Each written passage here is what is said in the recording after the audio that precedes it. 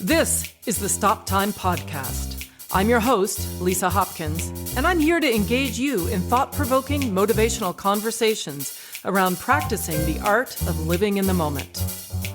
I'm a certified life coach, and I'm excited to dig deep and offer insights into embracing who we are and where we are at. So, my next guest is originally from South Carolina and began her career as a Radio City Rockette right out of high school. 20 years later, she would go on to perform the role of Velma on Broadway in Chicago as the understudy. Her brilliant career has spanned 25 years, plus working bi-coastal in Los Angeles and New York, acting in over 13 television shows. Just turn on the TV, you're going to see her. A lot of people know her for Revenge of the Bridesmaids, the romantic comedy with Raven Simone. She made her Broadway debut in the revival of A Chorus Line, where she is featured landing the role of Kristine in the documentary Every Little Step. She leads a creative, artistic life teaching across the globe and now spends a lot of her time directing and choreographing.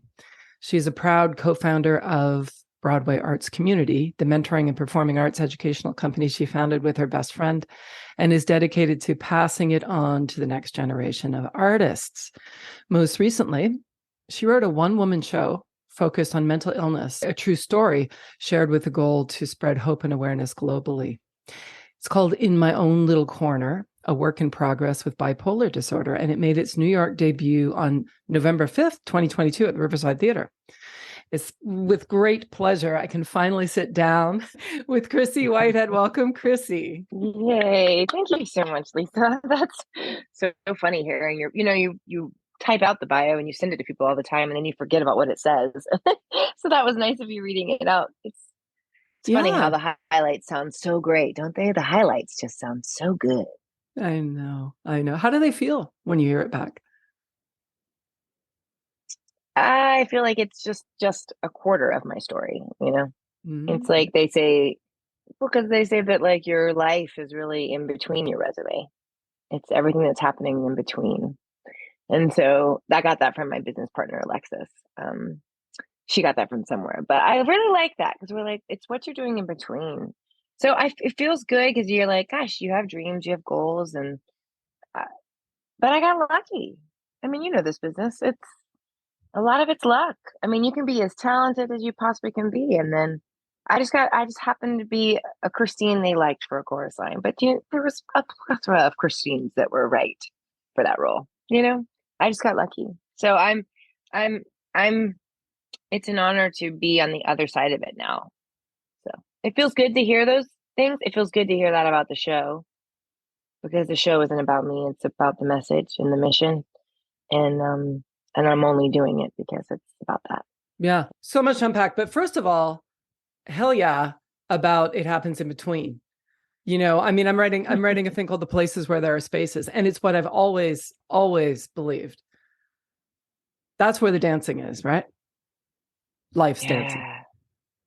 Yeah. I mean, it's what grows you, it makes you, it molds you. I think that performing got really vacant for me after a while, because I think what I love about theater is the connection and the talking and the community. And that's why we named our business that, Broadway Arts Community. That's the communal aspect of what theater can do. So for me, after a while, the applause and people telling you how great you are and how talented you are can only go so far.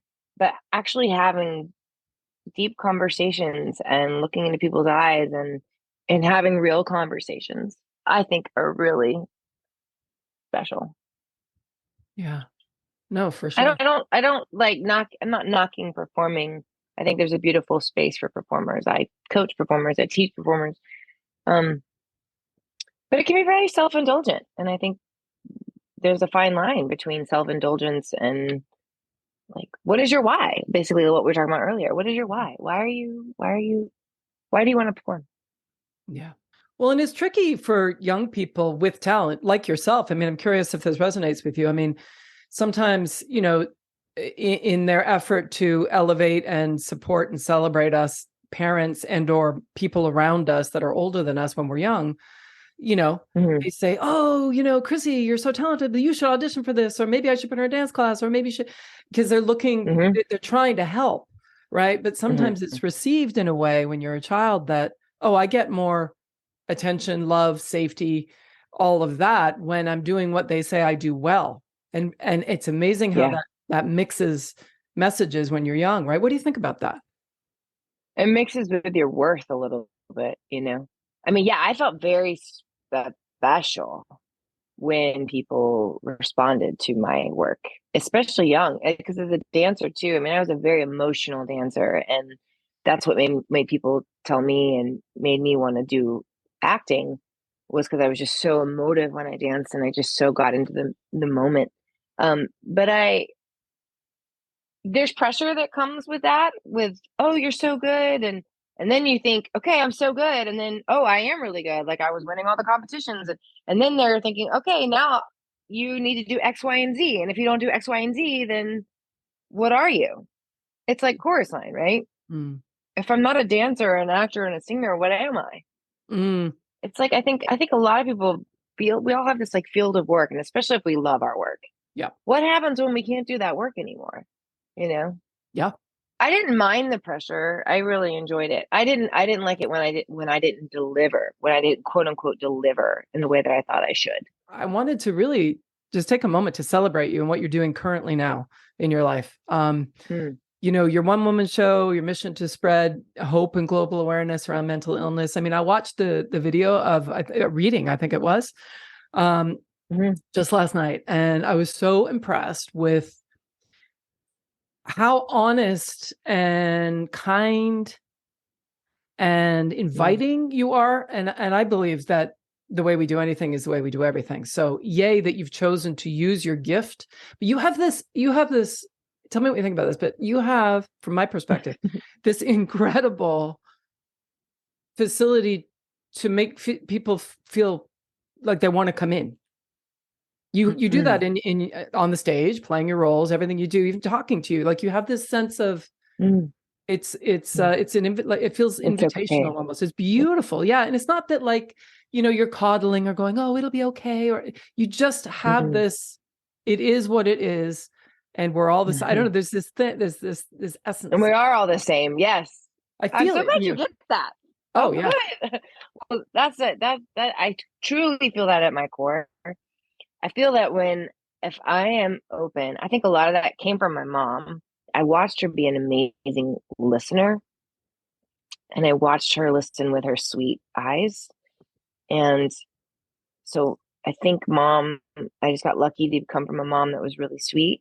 I just think I found that if I start out as an open palming and an invitation and welcoming anyone in, that it allow people's guards come down and they feel seen. Yep. And ultimately, that is what we all need. We all want to be seen, no matter who we are, where we come from, what we look like. We want to be seen. We want to feel heard. We want to feel loved. And we want to feel like we belong somewhere. And so dancing to me was a huge place for that.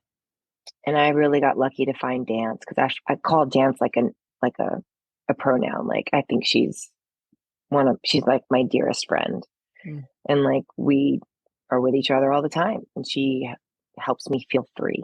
And so if I can feel free and joyful and dance, then that's what I want. And so that's what I did with this show. I was To come out with bipolar disorder, to do all this, I did it all last year, was very difficult. But something was pushing me that was bigger than me, whether that was my mom's spirit, or, because she's passed and she died and she didn't take good care of her health. So, you know, I watched her deteriorate in front of my eyes. And I don't see the same as I did prior to that. Like, I don't look at life. That is what it is kind of Mm. thing for me. Mm. I can't be an authentic. I can feel the radar on me if I'm even tapping into it. Just because I just watched life slip outside of my mother, and she slipped away. And so when she slipped away, I tried to figure out why, how. There's tons of secrets that she lived with, and shame and guilt, and which is revealed in the show, because I really thought it'd be important for people to see a real, authentic story between a mother and her daughter, the secret she kept from her. The truth of the matter is, she didn't take care of her mental health, and I have been doing everything I possibly can to thrive. Her death certificate read failure to thrive. That was her death certificate. And that stuck with me all these years. And then 5 years later, I got diagnosed with bipolar disorder. And I was literally kind of confused and in shock and was like, what is this? And then as I started to do more research, I started to go, oh, and then I started to really, I still have my team that I have when I got diagnosed. So I've been able to be lucky to have these people in my life who have guided me along the way to give me tools and life skills to help me manage these mood disorders. I think it's really great that if more people can come out with stuff like this, the more we don't make it a big deal, the less it is, right? Yep. So if I can share with you my story on a stage and bare my heart and my soul, and then come out and say, how are you? How was that for you? So my show comes with a talk back at the end, because I think it's really important. It's not a show that I just come into a city and here you go, I'm going to dump all this information and then get out, like, no, that's me being protective. So I do need to have an invitation. So that's a lot, but it is called In My Own Little Corner. It's a show. It's the song that got me my Broadway debut, which was Chorus Line. Yeah. I've always felt like in my own little corner. And I think a lot of human beings feel like we are in our own little corner. But if we can recognize that we don't have to do this alone. There are people out there that can help, and there are resources, and you don't have to stay trapped in your brain. And there's little things you can do, little baby things, not like astronomical, go to India and do a ashram, Yeah. Like, I mean, that's great too, but totally.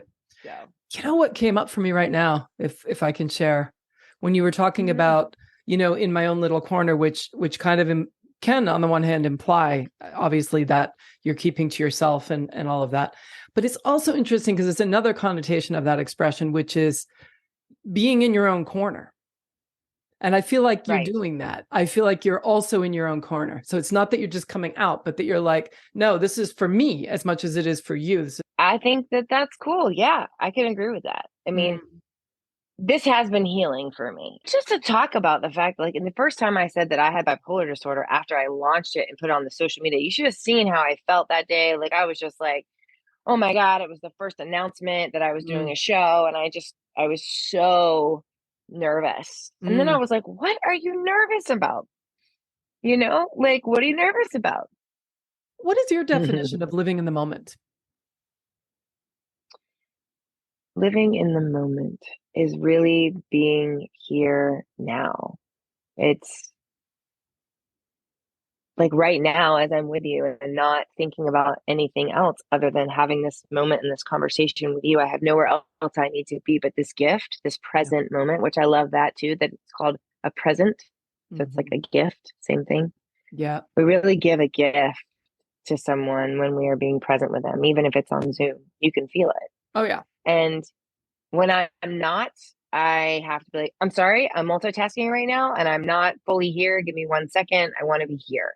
So I think the present moment, living in the present moment, is being right here, right now, not in the past, not in the future, and accepting and surrendering to what is. Well, and it's beautiful. And it's interesting because when you came in and I pointed out how I receive you, right? Just even with that giving. And that, it's a presence. It's funny in the arts, we talk about, oh, she's got such presence. She's got the it factor or whatever. And you, as we know, like there's everybody, there's so much talent. I mean, it's just ridiculous. And I actually, now too, I just feel like it's getting more. And access to learning and it's so great. I mean, on the one hand, it's really incredible, right? Like there's just so much knowledge and stuff, but the speed at which people are able to access this mastery, technical mastery of stuff and learning and stuff, versus having those moments where deep processing goes on and all that, right? Which is really interesting. Yeah. But when you talk about the it factor, that sort of essence, Wow. I think of it like an essence, right? I mean, you have it in spades, and you talk. It's funny because, and I'm just going to call you out because you do, and you wouldn't need to do a step. I think if you chose to be a rocket scientist, you'd have it. I mean, you happen to choose dance because you were called for whatever reason, maybe. Right.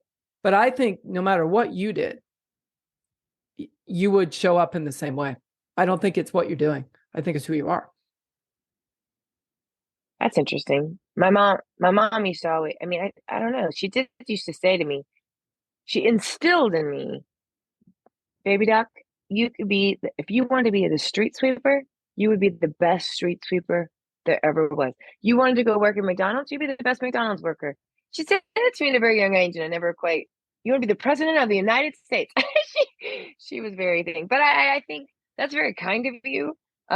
I think you're right, though. I think we all are born with certain essences, truly, to our spirit, right? And what's cool about it is all different. Some are similar, some are different, but it's what makes the world go around. Because if we all have the same it factor, or if we all had the same calm factor, I mean, think about the people that have such ability to be calm. I mean, I will be spending the rest of my life trying to master calm. You know, and there's moments if I'm really actively like thinking about it, but I like the fact that we're all so different and have different essences. So I think that it factor can be a blessing and a curse. I don't like to think of it as the it factor, but I just really enjoy communicating and connecting with other human beings. And I love the truth. Yeah. I'm really interested in the truth. Yeah. Like what you just said, it's not what you're doing, it's how you are. If I'm going to have these kinds of conversations and I'm just going to sprinkle in some hope and sprinkle in some resources and just share, because I can't save anyone. I'm not a clinic, I'm not licensed, but I can share my story and maybe sprinkle in some hope. That feels really good. More than anything I've ever been able to do. But besides teaching, I love teaching because I do the same thing. We do the same thing when we're teaching. We sprinkle hope and we shine a light on people's lights. And we say, oh, don't you see? Oh, you remember, look what you've got there. Oh, there you are, and that's exciting to see when that comes to life. Because we're here so short, right, Lisa? Like it's done. Like life is really over yesterday. I mean, every day is another day to go, all right, I got another day. I woke up okay. What do I do with it? It's not easy all the time, but yeah, totally. No, that's beautiful. No, it's beautiful, and you just completely illustrated what I was saying is that I really believe, like some of us find it through what we're doing, but then we think that that's it, so that when it's taken away from us, and it was a really good example during COVID where so many people were going, shit, I don't know who I am when I'm not performing or working at IBM or whatever it is that they do. Or teaching or whatever. Right. And some of us, it was exciting and like all sorts of things came out because they came out. So, and no judgment, no disrespect. No, we all had such different responses to that time. I was in the mountains in North Carolina, like completely away from New York City. And I put my head down. I did not breathe. Yeah. We grew Broadway Arts Community and we grew everything we possibly could. For me, was to survive. So whereas I admired a lot of people that kind of calmed down. I did not do that. Yeah. I took it and said, "Oh, you're going to shut me down? No, you're not." I love it. I love it. So that's awesome. So I'm going to ask you maybe to put humility aside for a minute and ask you to tell me, like, beyond what everybody knows about you, what would you say are your unique gifts? What I say my unique gifts are? Yeah. the word for me is just how much I care. Like, I think a gift of mine is that I really care, almost too much at a fault sometimes. Um, I think that that's a gift to care, because a lot of people find we're all just busy. So people are so busy that we're running out. I'm living in New York City, so, you know, so I would say caring is one of my gifts. And the other gift I would say is my ability to create and produce things that I'm proud of. And the other, I don't know if it's a gift, but I would say I really, really am always working on myself. So whatever that word means about working on myself, meaning how can I be a better human? Because I can be really good with people, right? And really good. And I think this goes to show for a lot of people, like people who are in the field of work of like social workers or therapists or pastors, right? You hear this a lot, right? Where people are really good and really mean it. And like, I am so in it and so in the present moment when I am teaching my students and when I am directing and when I'm leading people. And I really deeply care. There's nothing put on. Mm-hmm. But I tend to, if we want to be candidly speaking, I have to work harder at being a better human being and partner to my husband and to my little family unit.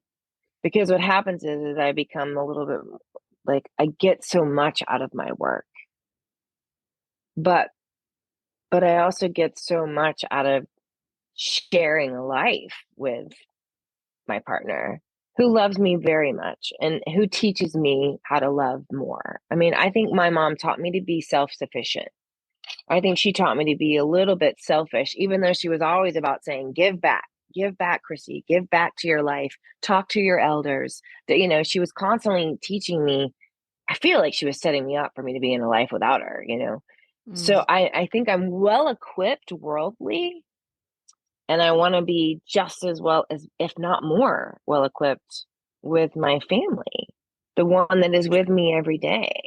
And so I think that that's where the self-care and the journaling and the meditation and the things for me is like every day. It's a turn down the devices, sit with my husband, you know. So you want to talk about gifts, but I also want to talk about the things that I think it's important that, like, for the rest of our lives, yin and the yang, right? No one's great at all things. I have a business, and I do love my business. So when I post and when I do stuff, it's super intentional. But that's not me every day. I can't always be, I mean, yes, I try to be an open book, but there's days where I'm crabby. There's days where I'm super sad. There's days where and I think that that's important to talk about too, just in general. Like, your highlighted reel and my highlighted reel looks great, but that is, to me, it's only a quarter of what life really is. Like you said, I really will walk away from this conversation because I like to know about takeaways. It's like, it's not in what I'm doing, it's how I am. It's just how I am. So you said it's just how you are. And I'll share with you, and I'm so excited about this. The other thing I'm really excited about is my 40 plus class that I'm doing at Steps. I don't know if you saw this, but I'm teaching, a class of 40-year-olds and up. And every time before class that I start, I start us grounded and I close our eyes and we take a breath and just get into our hearts centered. And then I just ask and invite for everyone in the room to find a word that they really want to be in that room. Do they want to be kind to themselves and to each other? Do they want to be open? Do they want to be more joyful today? Do they want to be silly? And really find that word and hold on to that word, so that can emulate in the class. And for me, I love that stuff. I really believe in what I'm saying, and it can be too much for people, or it can be, I don't know, and that's okay. Because I know I'm being authentic. Yeah. And I know I've seen it really help people just show up, because just showing up to a dance class in New York City, even for the 20-year-olds, The 20-year-olds are still feeling the same thing you're feeling. You just had 20 years more experience. Now, I get it. We don't want to take class with the 20-year-olds. I started this class because I was taking class with the 20-year-olds, and I was like, and I was working through it, Lisa. Like, I was working through, like, it's fine, and I'm in my own little corner back here, and I'm good, you know. And I did, and I would allow myself to let go, but I still had this. Plus, I teach, and it's like they know I'm a teacher in the class. Like, there's all that around it, and to me, that and my ability to create community. Mm. That's a gift, I think. Mm-hmm. A safe community. Yep. So lucky people. I think that's incredible. I really do. I think it's wonderful. I'm curious to know, though, you being not 20 anymore, although I think it shows up in both places, but talk to me about your personal experience in your career, in your life with imposter syndrome. Have you experienced that? Do you feel that? How does that show up for you? mm-hmm. I think so. Of course, I think the imposter syndrome is for any of us who are doing something new, right? And then we're trying to be in it. So as a dancer, I never felt like an imposter because I was like, I'm a dancer. This is what I do. And by the time I was 18, I was a Rockette, right? And so I felt very strong about my dancing and who I was. And that never happened. But man, oh man, going to school for musical theater, I felt like an imposter. My voice was very thin. I was like, but I wanted to be a Gwen Verdon type, but I didn't know how to do it. So I went to AMDA, you know, and I really worked my tail off. So I felt like an imposter, but I worked through the imposter syndrome. So I think when I feel like an imposter, it gets me excited to get better and to learn rather than retreat and be like, I shouldn't be here. And then it happened again. Same thing. I wanted to be an actress on film and television. I went to every acting class you could possibly imagine in Los Angeles and tackled it like, I love it. and it took me a long time to get on TV. And then I felt like, I'm new, right? I'm a new director and choreographer, but I've been doing it educationally for a while. Mm-hmm.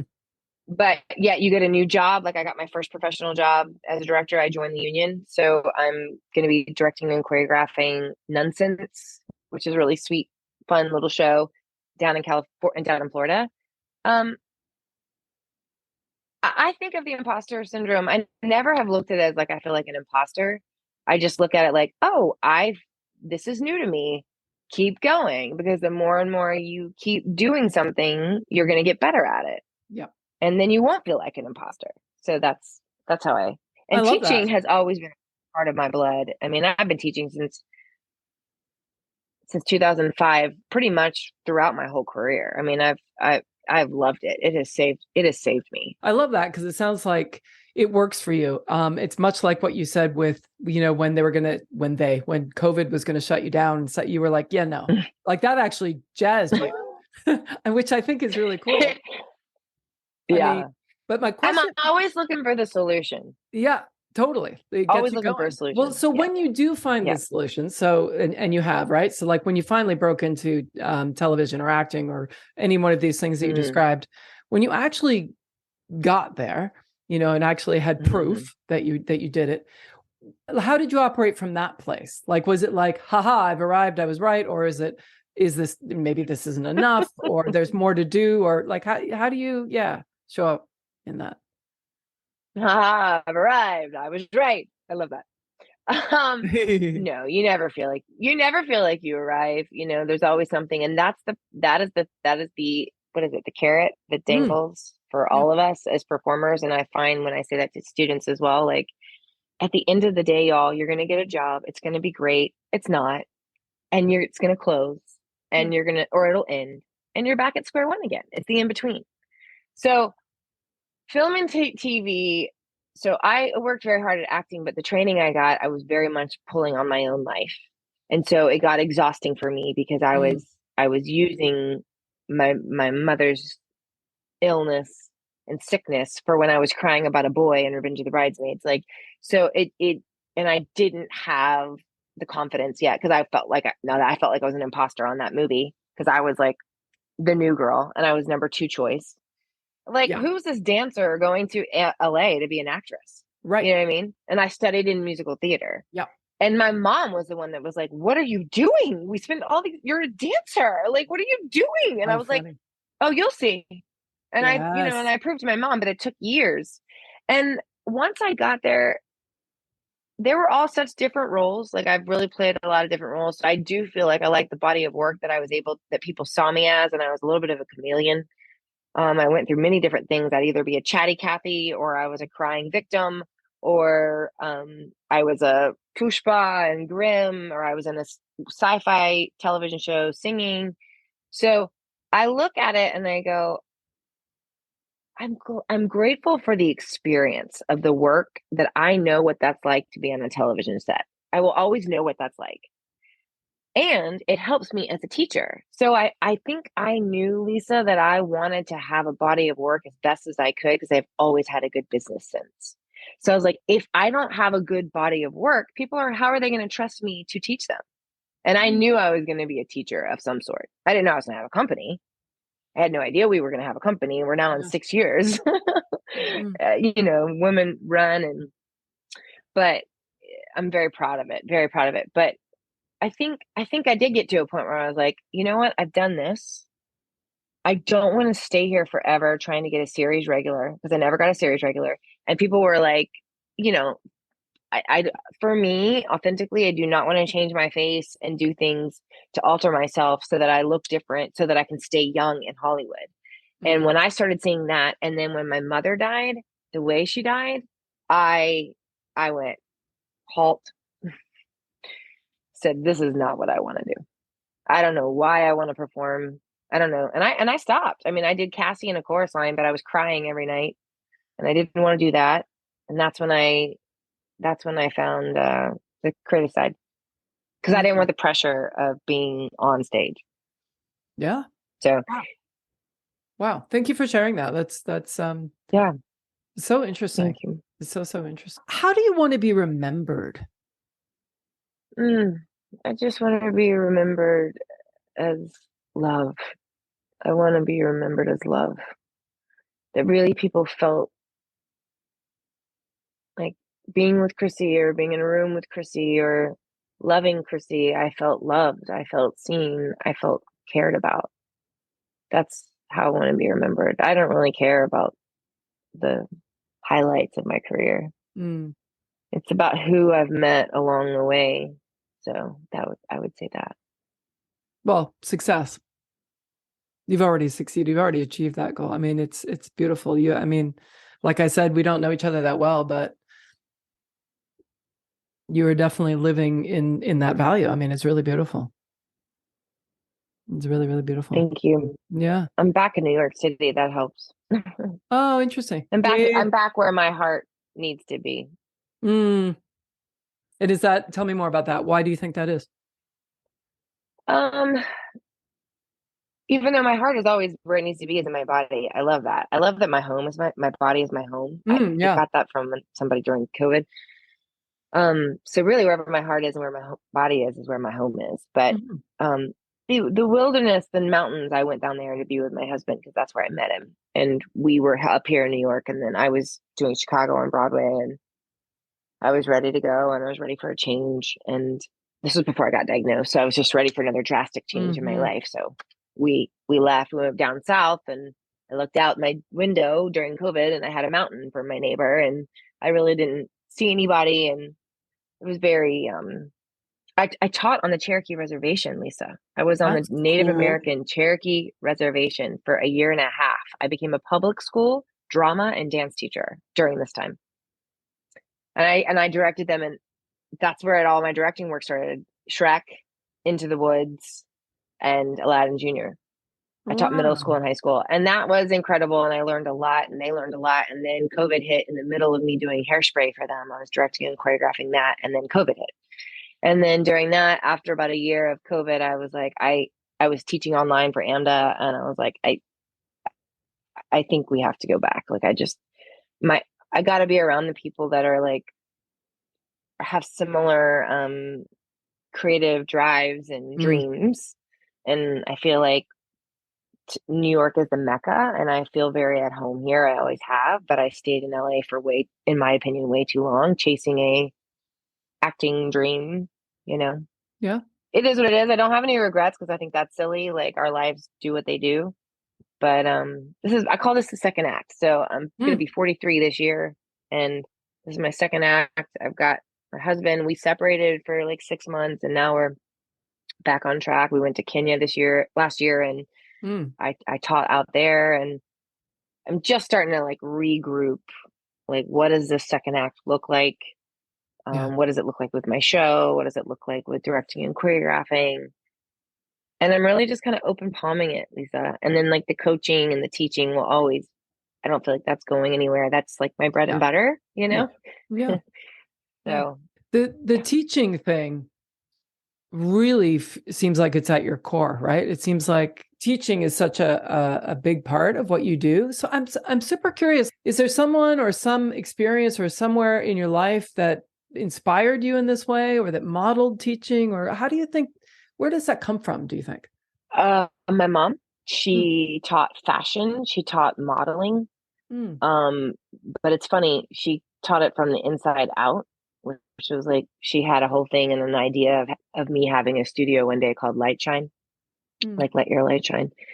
Um, so I watched her be also a teacher to these young models and help them feel like they can, it was all about the way they walked and carried Mm. themselves. So it was like an after school, like modeling fashion program. So that was cool. I watched her be a teacher and people loved her. And every now and then she didn't do it for very long, but people loved my mom doing it. And so she was one. And then my musical theater mentor, who my very first teacher at AMDA was Elaine Mm. Petrikoff. Since then, she became like my mentor, my coach, my dearest friend. And like, I call her my Jewish mama. She spoke at our wedding and she did the cracking of the plates. And then now she's my boss. Like, she has gifted me, talk about imposter syndrome. She put me on the musical theater faculty. She was like, I really think you can teach acting now. But see, I wanted to get all these acting gigs so that I could teach acting because I loved it so much. Mm. And I wanted, you know what I mean? But I knew I wouldn't be able to do it if I hadn't gotten this work. But then she said to me, I just reached out to her about choreographing. And she came back to me and said, this was in 2015. I was like 35. I was like, I'm moving to New York. She was like, what are your thoughts about joining the musical theater faculty? And I was like, okay, I have no idea how to like give songs. I can teach them how to act and tell a story. But she was like, I'll put you with the right person. You'll be fine. I'll coach you. You'll do the exercises. You'll be good. And then it it oh, I was literally, Lisa, doing Chicago 8 shows a week, and I had a first semester class of 3 times a week teaching them for 15 weeks. And I was more excited about going to that class than I was to the show. Yeah. Doug Caldwell, and he had a way of looking at you with those big blue eyes, and he danced like he was dancing in heaven. Yeah. And I've never met to this day anybody like, nobody will, but because we're all different. But Doug Caldwell was a special, special teacher and person. And I know he battled a lot, Yeah. and that makes me sad. But he is definitely a big influence. So yeah, I've Mm. had really great influences in my life. You Yeah, know, that's cool. Yeah. I treasure the value of teachers. I mean, it's important. Yeah.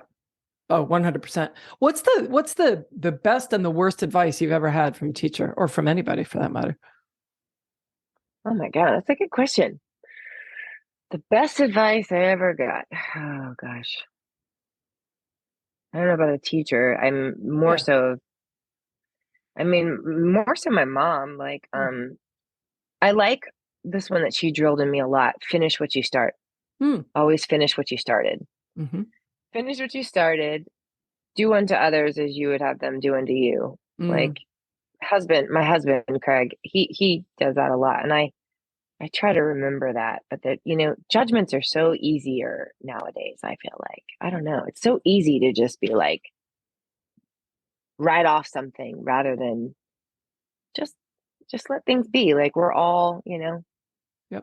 everybody deserves to be here. So those are the things. The worst advice, I don't really know. I don't really know of any worst advice. Okay. Can you finish this phrase? Most people think Yeah. Chryssie Whitehead is ... but the truth is. Most people think that Chryssie Whitehead is a ball of energy. And the truth is, I don't know why I'm thinking this, but she still wants love. Like she still needs love. Like I feel like sometimes people think of, I say this in the show, like when is my fun too much? Especially before I was diagnosed, I had a hard time of, people could probably say Chryssie Whitehead is, oh my God, she's a lot. She's like an Energizer bunny. She's got a lot of energy. Or some people say it, but she's also got a huge heart and a lot of love to give. And sometimes she's overwhelming. And then I would just say, and to that, she's also fragile and human, just like everyone else. So, and needs assurance and that kind of thing. I love it. That's beautiful. That's beautiful. All right. So we usually finish with what I call a rapid fire. So I'm going to say what makes you, and then I'll give you a word, and then you can just respond whatever comes to mind. What makes you hungry? When I was a kid, my mom was pretty poor and we didn't have anything in our refrigerator. So all I would eat was saltines and jelly. So nowadays I try not to gorge when I'm hungry. What inspires you? My husband and how he is with people, how he really cares. My students, the youth, the next generation. What frustrates you? A lot of things frustrate me. I don't know why it's like I'm drawing a blank here. Inflation frustrates me. Inflation. Fair enough. I can't believe how expensive things are in New York City now. And I used to not be that way. And now I'm just like, what's happening here? What makes you sad? When I really miss my mom. When I really miss my mom. And then my mood disorder will come in, a little bipolar bear. When I feel something's coming on, that makes me sad because I'm like, oh, I don't want to deal with this right now. But I do. I find my ways of handling it. Yeah, no kidding. What makes you laugh? First person that comes to my mind is Craig, my husband. He's silly. He's on the business. He's funny. I thought he was a comedian or an actor when I first met him. So he was my server. He was my waiter in Highlands, North Carolina. And he cracked us up with his dry humor. And I was like, are you a comedian? And we're like in the mountains. He was like, no. I was like, are you an actor? And he was like, no. And he's definitely not any of those things. He makes me laugh because he's silly. What makes you angry? My husband. That's fair. He can also push my buttons big time. Inequality. Just inequality in general makes me just super angry about how we cannot all just understand that we all deserve a life that we love and want, and nobody should be in anybody's freaking business, bedroom, sexuality, gender. I just don't understand it. I can't wrap my brain around it. So then I get really angry about it because I'm like, just let people be. Yeah. Yeah. And finally, what makes you grateful? My health. I'm grateful that my heart and my head and my mind and my little puppies are still with me, and we have a roof over our head, and I'm grateful for food, water. Yeah. What are the top 3 things that have happened so far today? Top 3. Well, I told you one of them. We got a booking inquiry, which is our first one, wanting to book us for our show. That was amazing. I got to speak to my music director and my choreographer while we're happily researching our students for the showcase to cast them this week. That was nice. And then walking my dogs, because I needed to do that before we had this podcast. Amazing. And what's something you're looking forward to? I'm really looking forward to directing my first show, Nonsense, in March. I'm looking forward to trying on that hat and see how I do with that and see if I like it. I love it. Chryssie, it's been such a joy speaking with you today. Thank you so much for being here. Thank you so much, Lisa. This was really cool. I love what you're doing. And And I just wish you all the best with it too. I think it's just incredible. I've been speaking today with Chryssie Whitehead. Thanks so much for listening. I'm Lisa Hopkins. Stay safe and healthy, everyone, and remember to live in the moment. In music, stop time is that beautiful moment where the band is suspended in rhythmic unison, supporting the soloist to express their individuality. In the moment, I encourage you to take that time and create your own rhythm. Until next time, I'm Lisa Hopkins. Thanks for listening.